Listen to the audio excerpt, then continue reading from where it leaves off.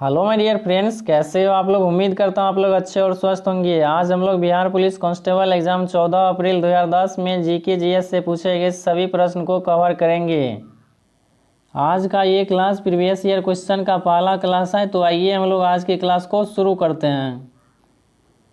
पहला क्वेश्चन है, स्वतंत्र भारत के प्रथम कानून मंत्री कौन थे। आपसे पूछा गया है क्वेश्चन में, स्वतंत्र भारत के प्रथम कानून मंत्री कौन थे। तो स्वतंत्र भारत के प्रथम कानून मंत्री थे डॉक्टर भीमराव अंबेडकर।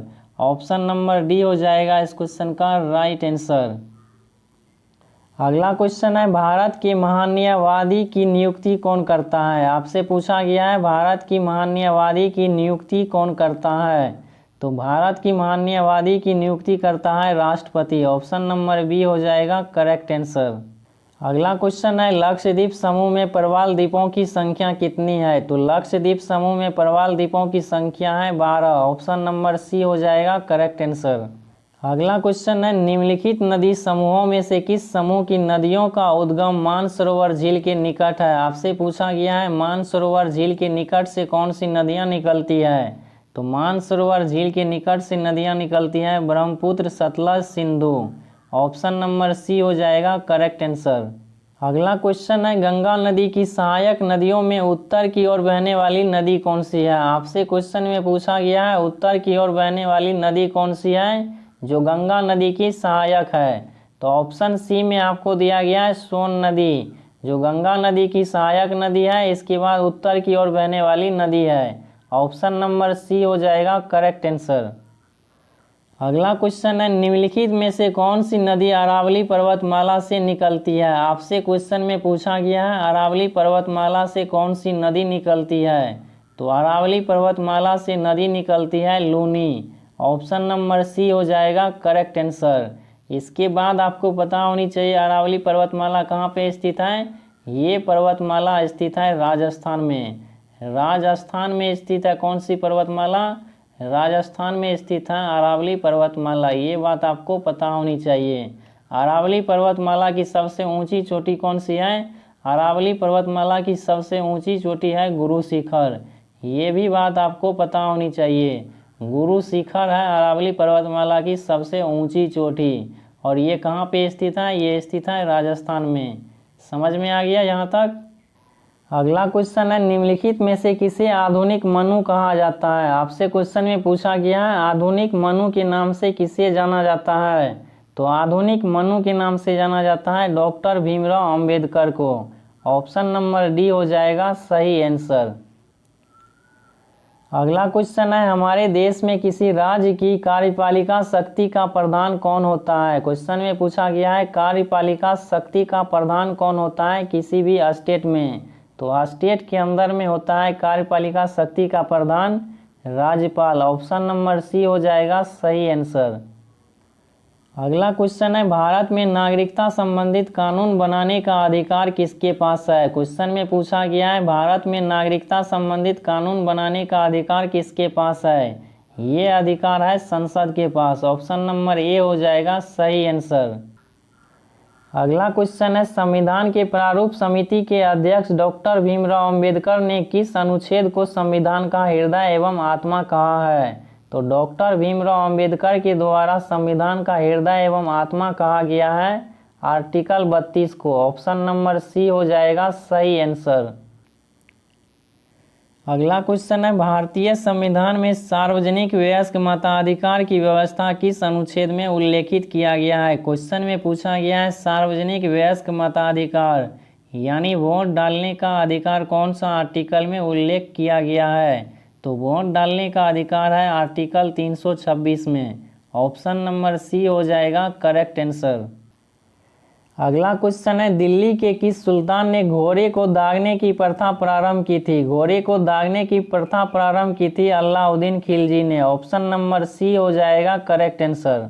अगला क्वेश्चन है, सिंधु घाटी के निवासियों को किस धातु का ज्ञान प्राप्त नहीं था। तो सिंधु घाटी के निवासियों को सोना का ज्ञान प्राप्त था, चांदी का ज्ञान प्राप्त था, तांबा का ज्ञान प्राप्त था, लेकिन ऑप्शन सी में दिया गया है लोहा का ज्ञान प्राप्त नहीं था सिंधु घाटी के निवासियों को। इसलिए ऑप्शन नंबर सी हो जाएगा सही आंसर। अगला क्वेश्चन है गौतम बुद्ध का जन्म कहाँ हुआ था। तो गौतम बुद्ध का जन्म कहाँ हुआ था? गौतम बुद्ध का जन्म हुआ था लुम्बिनी में। ऑप्शन नंबर बी हो जाएगा करेक्ट आंसर। लुम्बिनी कहाँ पे स्थित है? लुम्बिनी स्थित है नेपाल में। ये भी बात आपको पता होनी चाहिए। लुम्बिनी स्थित है नेपाल में।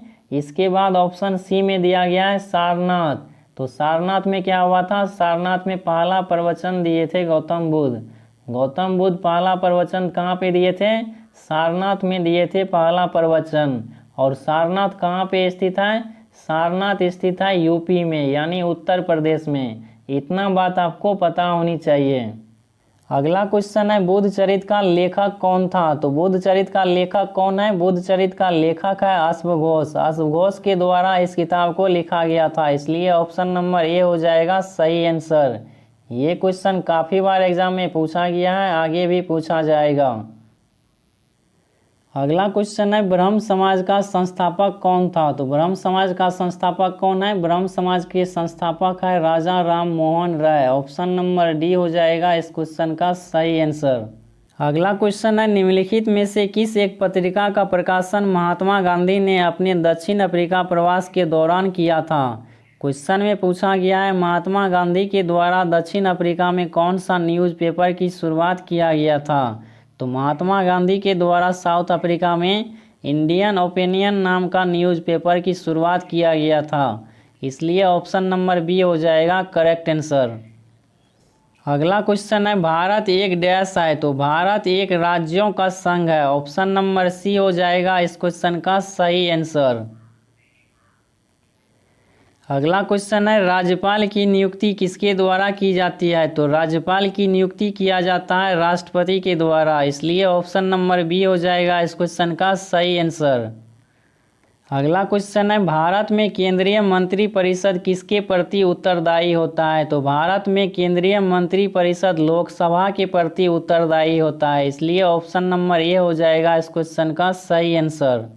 अगला क्वेश्चन है भारत के राष्ट्रपति का कार्यकाल कितने वर्ष का होता है? बहुत ही सिंपल क्वेश्चन है। भारत के राष्ट्रपति का कार्यकाल होता है 5 वर्ष का, इसलिए ऑप्शन नंबर सी हो जाएगा इस क्वेश्चन का करेक्ट आंसर। अगला क्वेश्चन है भारतीय संविधान की प्रस्तावना में 42वें संविधान संशोधन द्वारा कौन से शब्द जोड़े गए? 42वां संविधान संशोधन हुआ था 1976 में।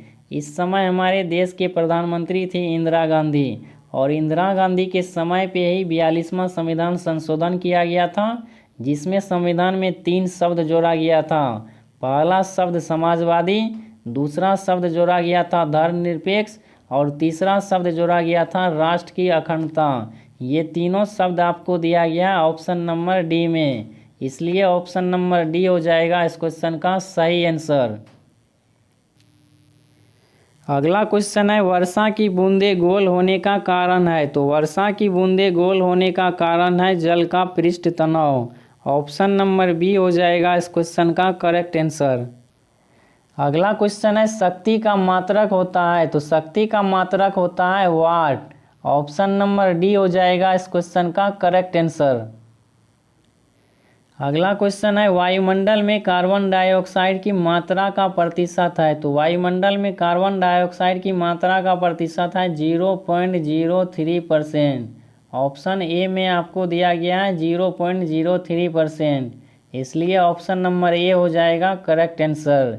वायुमंडल में 78% क्या पाया जाता है? 78% पाया जाता है नाइट्रोजन। नाइट्रोजन पाया जाता है 78%। इसके बाद 21% पाया जाता है वायुमंडल में ऑक्सीजन। ऑक्सीजन का परसेंटेज कितना है? ऑक्सीजन का परसेंटेज है 21। इतना बात आपको याद रखना है। अगला क्वेश्चन है निम्नलिखित में से कौन सी रासायनिक अभिक्रिया नहीं है? क्वेश्चन में पूछा गया है कौन सी रासायनिक अभिक्रिया नहीं है। तो ऑप्शन ए में क्या दिया गया है? ऑप्शन ए में दिया गया है लोहे में जंग लगना। लोहे में जंग लगना एक रासायनिक अभिक्रिया है। ऑप्शन सी में दिया गया है दूध से दही बनना, ये भी एक रासायनिक अभिक्रिया है। ऑप्शन डी में दिया गया है कोयले का जलना, ये भी एक रासायनिक अभिक्रिया है। क्वेश्चन में पूछा गया है कौन सा रासायनिक अभिक्रिया नहीं है। तो ऑप्शन बी में आपको दिया गया है पानी का भाप में बदलना। पानी का भाप में बदलना एक भौतिक अभिक्रिया है, इसलिए इस क्वेश्चन का ऑप्शन नंबर बी हो जाएगा सही आंसर। अगला क्वेश्चन है, एक तत्व के समस्थानिक किसमें भिन्न होता है? एक तत्व के समस्थानिक भिन्न होता है न्यूट्रॉन की संख्या में। न्यूट्रॉन की संख्या दिया गया है ऑप्शन नंबर सी में, जो हो जाएगा इस क्वेश्चन का सही आंसर। ऑप्शन ए में दिया गया है इलेक्ट्रॉन की संख्या, ऑप्शन बी में दिया गया है प्रोटॉन की संख्या। इन दोनों की संख्या क्या होती है? इलेक्ट्रॉन की संख्या बराबर होता है प्रोटॉन की संख्या। इन दोनों की संख्या बराबर होता है, लेकिन न्यूट्रॉन की संख्या भिन्न होता है, इसलिए ऑप्शन नंबर सी हो जाएगा सही आंसर। अगला क्वेश्चन है, भारत का देशांतरीय विस्तार है, तो भारत का देशांतरीय विस्तार कितना है? ऑप्शन ए में दिया गया 68 डिग्री 7 मिनट पूर्व से लेकर के 97 डिग्री 5 मिनट पश्चिम तक। तो जो भी ऑप्शन में पूर्व से लेकर के पश्चिम तक दिया गया है वो ऑप्शन हो जाएगा गलत। ऑप्शन सी में भी दिया गया है पूर्व से लेकर के पश्चिम तक, ये भी ऑप्शन हो जाएगा गलत। ऑप्शन डी में भी दिया गया है पूर्व से लेकर के पश्चिम तक, ये भी ऑप्शन हो जाएगा गलत। हमारे देश का देशांतरीय विस्तार है 68 डिग्री 7 मिनट पूर्व से लेकर के 97 डिग्री 25 मिनट पूर्व तक। ऑप्शन नंबर बी हो जाएगा इस क्वेश्चन का सही आंसर। अगला क्वेश्चन है, कर्क रेखा और मकर रेखा के बीच के क्षेत्र को क्या कहा जाता है? तो कर्क रेखा और मकर रेखा के बीच के क्षेत्र को कहा जाता है उष्णकटिबंध। ऑप्शन नंबर बी हो जाएगा इस क्वेश्चन का सही आंसर। अगला क्वेश्चन है, चालुक्य वंश की राजधानी थी, तो चालुक्य वंश की राजधानी थी वातापी। ऑप्शन नंबर ए हो जाएगा इस क्वेश्चन का सही आंसर। अगला क्वेश्चन है, डोलोमाइट अयस्क है, तो डोलोमाइट किसका अयस्क है? डोलोमाइट अयस्क है मैग्नीशियम का। ऑप्शन नंबर ए हो जाएगा इस क्वेश्चन का सही आंसर। अगला क्वेश्चन है, समुद्री तट के सहारे कोहरे के निर्माण का कारण है, तो समुद्री तट के सहारे कोहरे के निर्माण का कारण है अभिवहन। ऑप्शन नंबर ए हो जाएगा सही आंसर। अगला क्वेश्चन है, भारत में शुष्क खेती के अंतर्गत एक प्रमुख फसल निम्नलिखित में से कौन सी है? क्वेश्चन में पूछा गया है शुष्क खेती के अंतर्गत एक प्रमुख फसल कौन सी है? तो शुष्क खेती के अंतर्गत एक प्रमुख फसल का नाम है बाजरा। ऑप्शन नंबर सी हो जाएगा इस क्वेश्चन का सही आंसर। अगला क्वेश्चन है, एक अम्लीय घोल का पीएच मान होता है, तो एक अम्लीय घोल का पीएच मान कितना होता है? अम्लीय घोल का पीएच मान होता है 7 से कम। 7 से कम होता है एक अम्लीय घोल का पीएच मान। अब आपको ऑप्शन चेक करना है कौन सा ऑप्शन में दिया गया है। यहाँ पे ऑप्शन ए को चेक करते हैं। ऑप्शन ए में आपको दिया गया है ग्रेटर देन 7। इससे पहले यहाँ पे कोई भी वैल्यू आप मान सकते हैं। यहाँ पे वैल्यू मानते हैं 1, इसके बाद 2, इसके बाद 3। अब यहाँ पे कंपैरिजन कीजिए, 7 से ये संख्या क्या है? 7 से ये संख्या है कम, और अम्लीय घोल का पीएच मान क्या होता है? 7 से कम होता है, इसलिए ऑप्शन नंबर ए हो जाएगा इस क्वेश्चन का सही आंसर। समझ में आ गया? इस शिफ्ट में इतना ही क्वेश्चन पूछा गया था साइंस प्लस स्टैटिक जीके से, इसलिए इस क्लास को यहीं पे ख़त्म करते हैं। मिलते हैं हम लोग अगले क्लास में प्रीवियस ईयर क्वेश्चन के साथ। तब तक के लिए चैनल पे नए हैं तो चैनल को सब्सक्राइब कर लीजिए, ताकि आपको इसी तरह आगे का क्लास कंटिन्यू मिलता रहे।